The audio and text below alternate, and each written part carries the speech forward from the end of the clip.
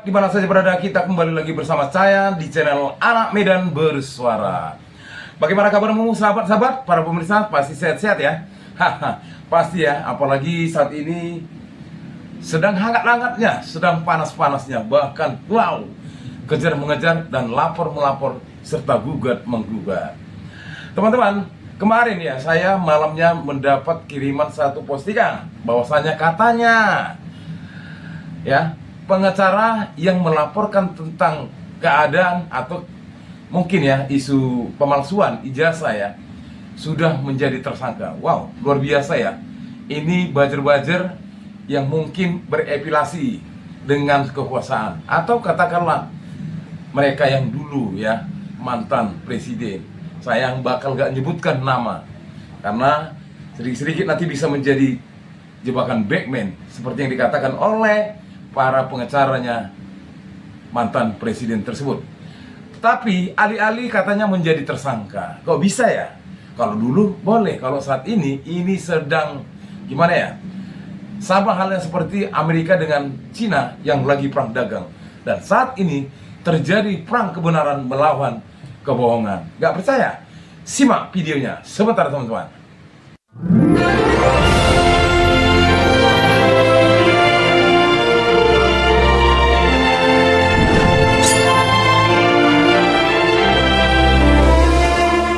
Baik, kita lanjut teman-teman ya. Seperti yang saya katakan di prolog tadi ya, dimana sepertinya ya, kalau menurut saya sepertinya ada usaha-usaha untuk menakut-nakuti, intimidasi, baik secara langsung maupun tidak langsung. Secara langsung apa yang sudah dialami oleh saudara Rismond dengan pengerusakan mobilnya sampai 2 kali.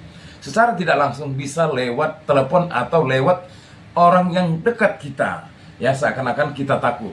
Tapi sebenarnya teman-teman, setiap kita melakukan sesuatu, apabila melaporkan seseorang, kita semua harus siap data-data yang tidak bisa dipelintir. Termasuk apa yang dikatakan sahabat kita Rismond Sianipar. Teknologi tidak bisa berbohong dan tidak bisa dibohongi. Tapi supaya kita lebih jelas, ketika ada sentingan mengatakan bahwasanya pengacaranya ketika mau melaporkan keberadaan ijazah mantan presiden menjadi tersangka. Namun, apa kata pengacara tersebut? Sebentar, kita coba melihat rekamannya. Sebentar. Isu yang sangat beredar atau berita ya di media sosial, begitu kita mengajukan gugatan terhadap Pak Jokowi, KPU maupun SMA dan UGM, hanya sekitar beberapa hari saja saya ditetapkan sebagai tersangka. Nah, memang kita nggak bisa melihat ya ada kekuatan-kekuatan yang tidak kelihatan ya, di mana kasus ini sangat-sangat janggal sekali, bisa naik menjadi sidik bahkan mentersangkakan. Karena apa? Satu, Asri sebagai pelapor tidak mempunyai legal standing sama sekali terhadap tidak mempunyai kedudukan hukum untuk melaporkan ya terkait dengan dokumen yang katanya palsu. Yang kedua adalah dalam laporannya Asri itu dia membuat laporan seolah-olah terjadi peristiwa hukum di tanggal 12 Desember 2019 hari Kamis di tempatnya Asri. Jadi lokus dan temposnya itu di tempatnya Asri 2019. Pada kenyataannya ketika saya diklarifikasi diundang oleh penyidik, itu ternyata objek yang dijadikan laporan itu adalah dokumen yang terbit di 2009. Nah, setelah kita baru tahu kalau 2009. Nah, apa itu? Di mana dokumen itu adalah surat transfer dan transkrip yang notabene dianggap palsu. Nah, sementara saya itu NIM yang bisa dibuktikan, ya, saya itu masuk di UNSAR 2008. Nah, di sini pertama ada kejanggalan. Dalam prosesnya saya kuliah di S1 Hukum, itu memang saya percayakan dulu sama Asri, ya, apa itu namanya, untuk membantu menguruskan. Yang intinya saya bisa diterima di INSA dan saya melakukan proses perkuliahan sebagaimana yang disyaratkan oleh pihak kampus, dan saya juga melakukan skripsi dan penjajaran, dan saya juga sudah di wisuda, dan saya mendapatkan ijazah asli dari UNSA, dari universitas tersebut. Wow, luar biasa teman-teman ya. Baru saja beberapa hari dilapor oleh beberapa aktivis, oleh masyarakat ya, tentang perihal tentang ijazah yang kemungkinan besar sesuai dengan data-data yang ada, ijazahnya palsu. Tiba-tiba pengacaranya yang menjadi tersangka. Luar biasa ya, secepat itu. Namun teman-teman, ini bukan membuat kita semakin lemah. Bahkan ini menguatkan api kebenaran semakin bernyala-nyala. Teman-teman, bisa saja ya menurut saya ini menjadi sesuatu hal untuk menakut-nakuti. Kenapa? Apa yang dialami oleh saudara Rismond Sianipar, di mana intimidasi terjadi, teror terjadi, kendaraannya dirusak. Pertama, dia masih merasa bahwasanya itu mungkin kegiatan jahil lah, atau orang-orang namanya anak-anak sekarang ya. Tapi karena kedua kalinya dia jadi beranggapan bahwasanya ada yang menguntit dia ya, yang mungkin menginteli dia. Bisa saja. Karena kemarin teman-teman, nggak bisa saya tampilkan ya, tayangan live kemarin yang ketemu di Yogyakarta bersama seorang alumninya UGM, Fakultas Kehutanan, yang aktif di Kagama. Bentar teman-teman, aktif di Kagama. Beliau menceritakan sesuatu yang sangat luar biasa ya. Ini nggak bisa kita posting ya, karena ini mungkin permintaan dari orang yang meminta untuk direkam, tapi nggak bisa dipublikasi karena sifatnya live. Artinya pada saat live itu kita bisa berkomunikasi atau memberikan komentar teman-teman ya. Intinya ada orang dekat dengan mantan presiden ya, yang selalu kalau kemana saja ini selalu aktif gitu.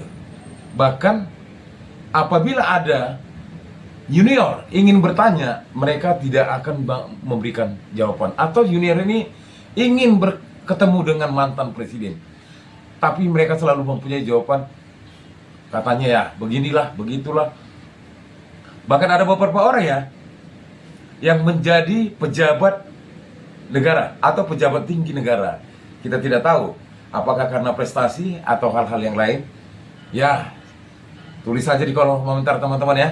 Karena kalau kita sekarang saat ini bukan takut tapi saling menjaga. Oke teman-teman, selanjutnya teman-teman, setelah dilaporkannya pengacara tersebut menjadi tersangka, sungguh sangat luar biasa. Ini membuat kita semakin mengerti bahwasanya negara kita sedang ada apa, atau sedang memang sudah tidak sehat. Tak main-main. Saudara Rismond dan kawan-kawan dilaporkan pencemaran nama baik. Padahal apa kata Rismond? Kalau memang saya mencemarkan nama baik, buktikan. Ayo kita adu data. Karena katanya lagi-lagi digital teknologi forensik tidak bisa melakukan pembohongan. Ya, itu real, nyata. Jadi, baik teman-teman ya, ini postingan ini saya dapat dari teman kita juga, konten kreator yang sama versinya bersama kita. Oke, sebentar kita tampilkan teman-teman. Joko Widodo, Presiden ke-7 RI akan melaporkan 4 orang terkait tuduhan ijazah palsu. Kuasa hukum Joko Widodo Yakub Hasibuan menyatakan berkas-berkas yang dikumpulkan telah masuk tahap finalisasi.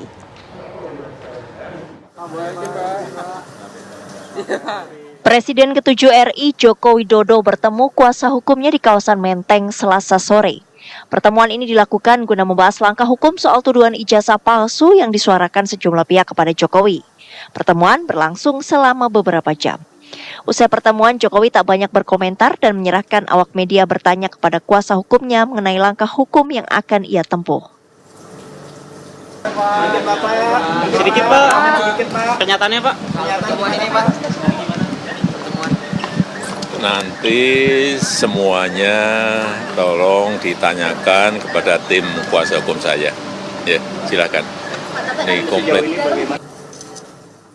Kuasa hukum Joko Widodo Yakub Putra Hasibuan menyatakan, dalam pertemuan timnya telah memberikan analisis, pendapat hukum dan fakta-fakta yang terjadi di lapangan untuk dipertimbangkan oleh Joko Widodo. Yakub mengatakan telah menargetkan 4 nama beserta dengan bukti-bukti pendukungnya dalam kasus tudingan ijazah palsu. Nah, bagaimana sahabat-sahabatku, para pemirsa, setelah mendengar postingan video tadi, ya di mana Bapak Jokowi melalui tim kuasa hukumnya yang dipimpin oleh anak muda bernama Yakub Hasibuan, mungkin anaknya Pak Otto Hasibuan, ya, dari atau pejabat wamen ini, Pak Otto kan wamen ya, pejabat negara, hati-hati ya, pejabat negara.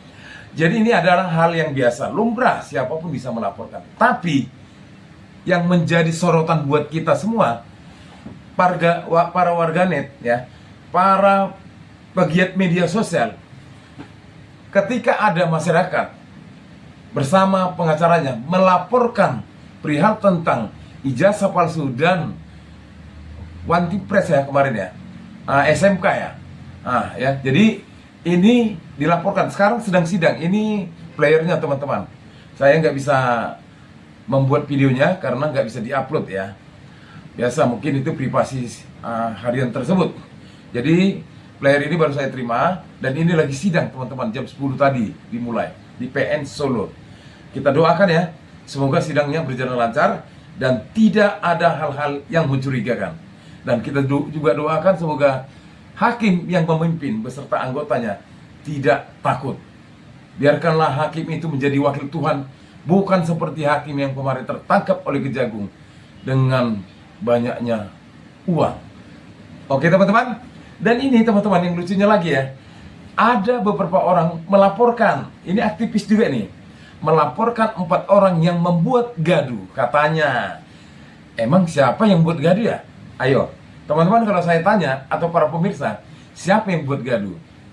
Apakah karena ijazah ini, atau karena Rismon Sianipar, atau Dokter Tipa, atau Dokter Roy, berserta lain-lainnya?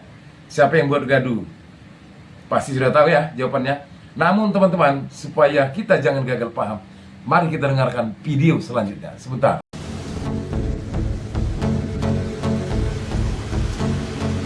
Empat orang dilaporkan ke polisi karena diduga telah membuat kegaduhan terkait ijazah Presiden ke-7 Joko Widodo. 4 orang yang dilaporkan tersebut berinisial RS, RSN, RF, dan 1 orang perempuan berinisial TT. Belasan orang Rabu siang mendatangi Polres Metro Jakarta Pusat untuk melaporkan 4 orang yang diduga telah membuat kegaduhan terkait ijazah mantan Presiden Jokowi yang dikeluarkan oleh Universitas Gadjah Mada.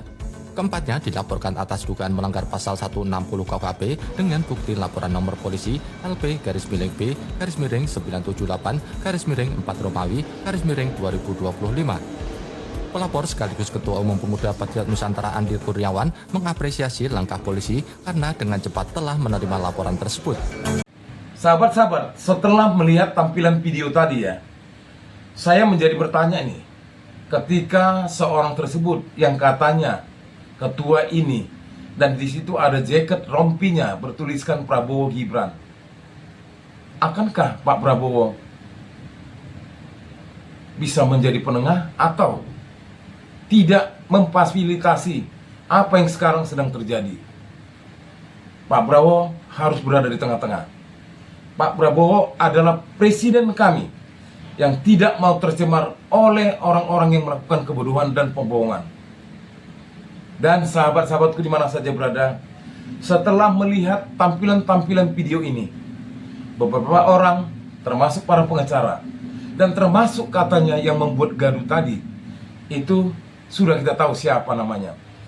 Saudara Rismon Sianipar, Dr. Tipa, begitu juga Dr. Suryo, beserta yang lainnya, bahkan para konten kreator. Mari kita bersatu di dalam doa sesuai dengan agama kepercayaan kita masing-masing. Dari Sabang sampai Merauke, dari Pulau Miangas hingga Pulau Rote.